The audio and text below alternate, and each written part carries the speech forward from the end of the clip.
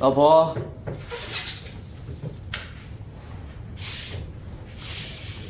我回来了。你在家怎么不开灯呢？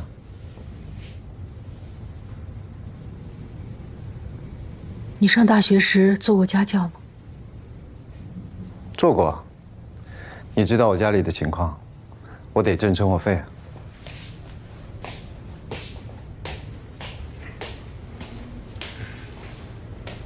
你有没有教过一个学生？他妈妈叫何潇。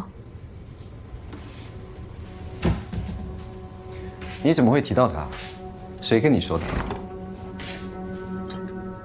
今天李警官找我，我以为是雷雷或者是丁志波的事情，都不是。他和我说，那个学生告诉他，他的妈妈何潇为了你抛家弃子，然后自杀了。他记得你的名字叫罗良，何潇和雷雷为夏意自杀一样，是被 PUA 的。李警官说，那个整理出整套 PUA 理论的人名叫先生，他很懂得揣摩人心，是绝对的专业人士。你跟我说这些是什么意思啊？因为他们认为你就是先生。你信吗？我不想相信，但他们就是这么认为的。他们说你07年在天府医学院念书，你就是在那个时候做的家教。我也说过，如果你想走，随时都可以。结婚证放在哪，你很清楚。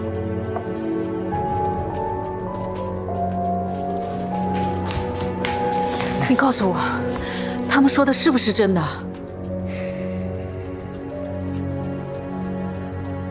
好，我确实认识何潇，我也给他儿子做过家教，我对他印象非常深。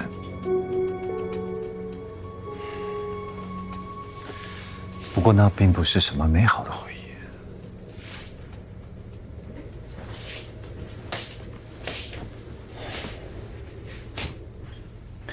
那个何潇，他也是滇南人，因为是老乡，所以一开始认识我的时候就对我非常热情。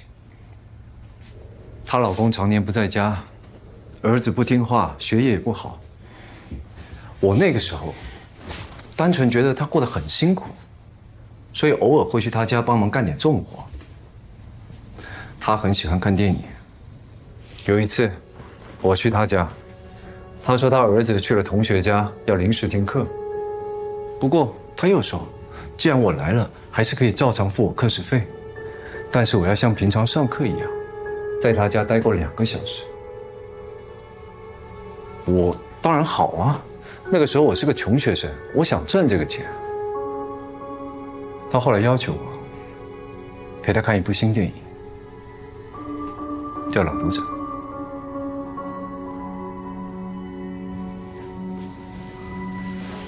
我看过那个电影，讲的是一个少妇和一个少年。对，在那个电影里，有一场戏是2个人坐在浴缸里读书。他说我是个老师，要我念书给他听。他选了《红与黑》和《安娜·卡列尼娜》。这2本书都是在讲偷情和出轨的故事。所以你就跟他？怎么可能呢？你也知道我的过去，我绝对不会让自己再陷入那种无法解释的处境。那次课时费我没拿就跑了，之后也主动辞了职。就这样？就这样。你说他后来出轨了，抛家弃子，我一点都不意外。他当年的岁数也不大，守活寡的日子肯定很难熬。可是他出轨的对象是谁，我不知道。加上你说他后来自杀了，我很遗憾，但我更不知道。你说那些警察叫我先生，靠谈恋爱杀人，我觉得很扯。你看看你自己，你现在不是还活得好好的吗？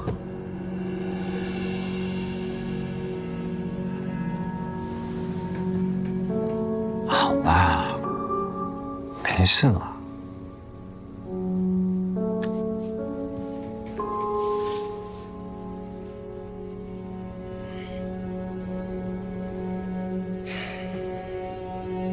好，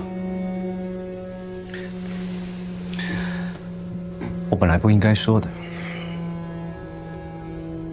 那个李警官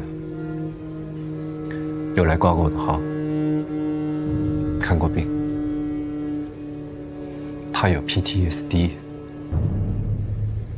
很有可能是在单位受到了排挤，一心想破一个大案离开派出所。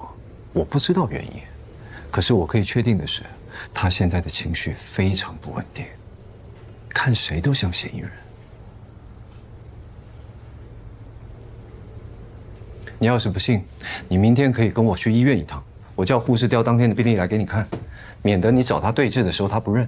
之后，他要是举报我侵犯他的隐私权，让我砸了饭碗，我也不会怪你。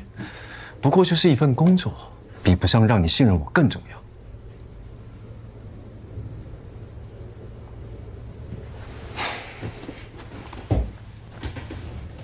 我真的看不起那种人。他们要是觉得我犯罪了，大可拿证据来抓我，在背后和我老婆鬼鬼祟祟的挑拨离间是什么意思啊？你要是觉得自己是被冤枉的，你可以去找李警官澄清自己，让他们去调查你。我为什么啊？我怎么澄清啊？你刚刚也说了，他们就是这么想的，我能怎么办？就像你和丁志波的事情，你没有办法澄清，你不想解释，你觉得那是自取其辱，难道我不是吗？莫名其妙。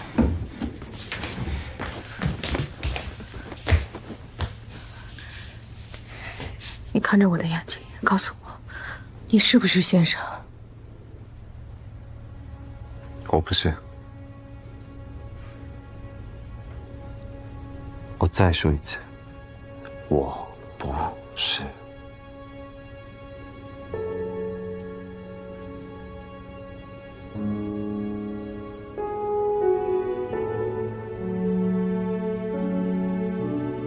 我相信，我相信你，我相信你，你不是罗良的生日9/09，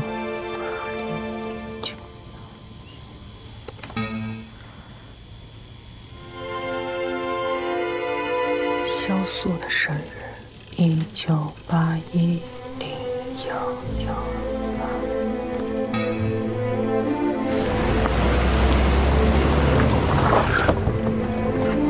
师傅，你们这可好，把派出所整成专案组了啊！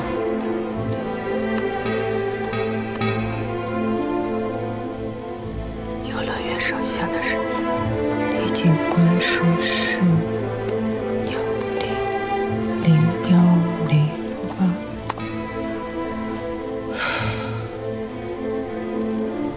胡总，没有查到罗良购买机票、火车票的记录。胡总，没有定位到罗良的手机，他可能关机了。离海往南湖关方向的监控也都没有拍到罗良的车。肯定就是罗良教唆他妈带走乔子山，在半路下车逃避追踪。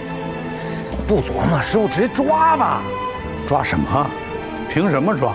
即使我们能确定他就是乔子山之前的恋人，甚至能锁定他就是先生，我们也拿他一点办法都没有。他之前发布的那些内容，顶多算有违背公序良俗，而且他自己还给删了。不管怎么说，乔子山失踪跟他肯定脱不了关系。这样，查一下轿车平台。好，我查那个租车公司。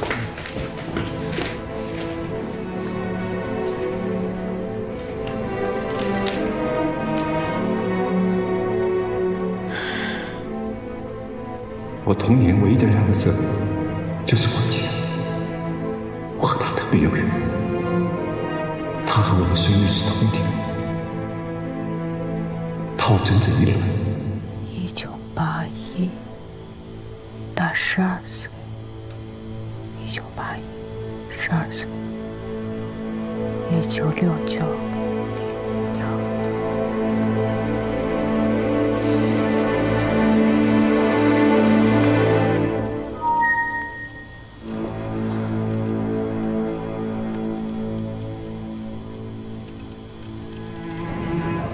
喂，师兄，你好，我是浩影。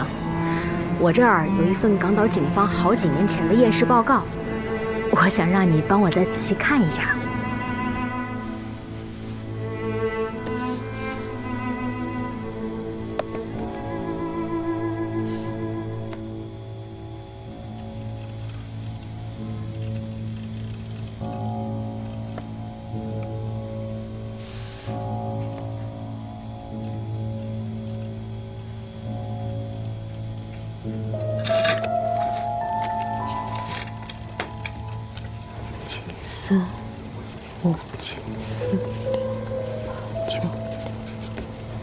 轿车平台没有罗良手机号的轿车记录。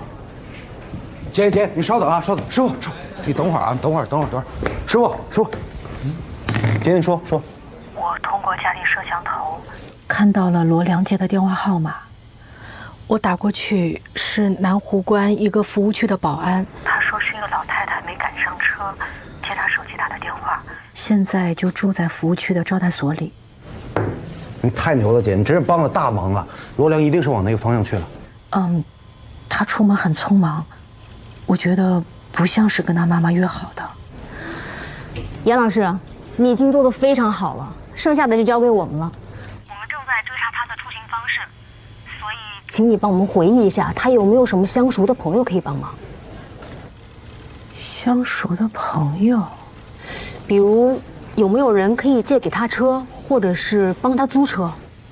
哎，李警官，你能让我看一下租车名单吗？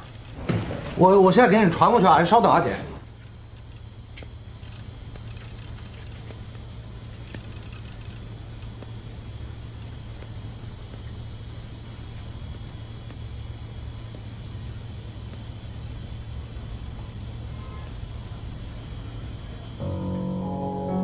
许峰。